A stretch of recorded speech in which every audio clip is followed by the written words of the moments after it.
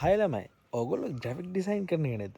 එහෙනම් ඔයගොල්ලෝ නම් මෙන්න මේ වෙබ්සයිට් එක අනිවාර්යෙන් වැදගත්. ටග් ගාලා වීඩියෝ එක සේව් දාගන්න අපි බලමු වීඩියෝ එකට ගිහිල්ලා මොනවද මේ වෙබ්සයිට්ස් ටික කියලා. ළමයි ඉතින් පළවෙනි වෙබ්සයිට් එක තමයි freepik.com එකේ ඉතින් ග්‍රැෆික් ඩිසයින් කරන කෙනෙක් නම් ඔය අනිවාර්යෙන් මේ වෙබ්සයිට් එක ගැන දැනටපත් දන්නවා.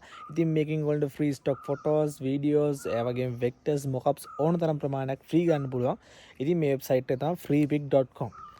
ඉතින් ළමයි ඔයගොල්ලෝ දන්නවා දෙවෙනි වෙබ්සයිට් එක දැනටමත් අනිවාර්යෙන් මේක තමයි behance.com එක.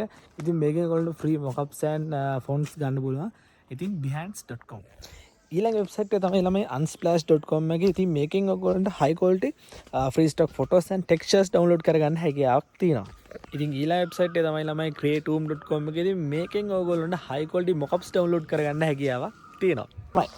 psdly.com එක ගැන අහලා තියෙනවා. ඉතින් මේකෙන් ඔයගොල්ලන්ට free mockups fonts and courses download කරගන්න හැකියාවක් තියෙනවා.